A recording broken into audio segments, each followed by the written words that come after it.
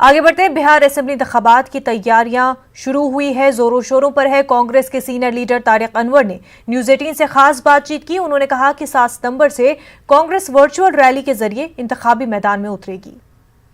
कांग्रेस के वरिष्ठ नेता तारिक अनवर हमारे साथ है बात करने के लिए। तारिक साहब, बिहार इलेक्शन पर बात करना चाहूंगी। जिस तरह से कोरोना काल में बिहार विधानसभा चुनाव हो रहा है, कहीं ना कहीं सोशल डिस्टेंसिंग को भी पालन करना है, जो तमाम गाइडलाइन है कोरोना को लेकर के उसको भी पालन करना है। लेकिन सवाल ये कि जो तैयारियां हैं, जो प्रचार को लेकर तैयारी है बिहार विधानसभा चुनाव में, कांग्रेस कहीं ना कहीं पिछड़ी हुई नजर आ रही है, क्योंकि दिख नहीं रहा है कुछ भी कि क्या तैयारी है पार्टी की तरफ से। क्या लगता है आपको? नहीं, ऐसा नहीं है, क्योंकि कोरोना काल चल रहा है और बहुत सारे रिस्ट्रिक्शन लगे हुए हैं। हम लोग भी अपनी कॉन्स्टिट्यूंसी में, अपने चुनाव क्षेत्र में नहीं जा पा रहे हैं। तो उसकी वजह यही है कि जो गाइडलाइन है उसको फॉलो करना है। और अभी तो 6 तारीख तक वैसे भी वहाँ लॉकडाउन चल रहा है, तो 6 तक तो कोई एक्टिविटीज़ करना बहुत ही मुश्किल है। लेकिन अभी चुनाव आयोग का एक गाइडलाइन आया है जिसमें काफ़ी उन्होंने रिलैक्सेशन दिया है, और वर्चुअल रैली के साथ साथ ऐसे भी लोगों से मिलना जुलना और 5 कार्यकर्ताओं को लेकर क्षेत्र का दौरा कर सकते हैं। ये तमाम चीज़ें उन्होंने कही है। तो हमको लगता है कि हमारे जो कांग्रेस कार्यकर्ता हैं या कांग्रेस के नेता हैं, अब वो सक्रिय रूप से भाग ले पाएंगे।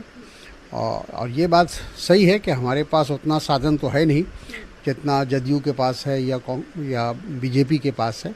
कांग्रेस से की वो स्थिति नहीं है, तो सीमित साधन में काम करना है और उसी हिसाब से हम लोगों को चुनाव की तैयारी करनी है। वर्चुअल रैली की बात की आपने। वर्चुअल रैली की शुरुआत कांग्रेस पार्टी करने वाली थी, लेकिन क्योंकि प्रणब मुखर्जी के निधन के बाद इसको टाल दिया गया है। तो क्या तैयारी है, कब से आप लोग इसकी शुरुआत कर रहे हैं और किस तादाद में ये रहेगी वर्चुअल रैली? मेरा ख्याल है कि 7 तारीख से इसकी शुरुआत दोबारा होगी। बात सही है कि अचानक प्रणब के निधन के बाद उसको थोड़े समय के लिए पोस्टपोन करना पड़ा, जो कि राष्ट्रीय शोक था।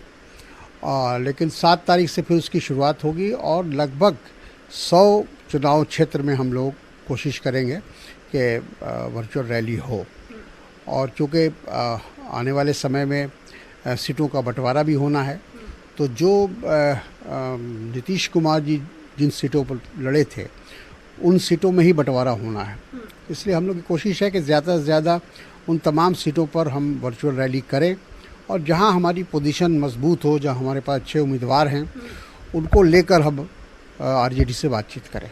अंतिम सवाल आपसे, क्योंकि बिहार की राजनीति हर पल बदलती है। एक नई जो बदलाव जो हमने देखी है कि जीतन राम मांझी जो कल तक महागठबंधन का हिस्सा थे, अब वो एनडीए में चले गए हैं।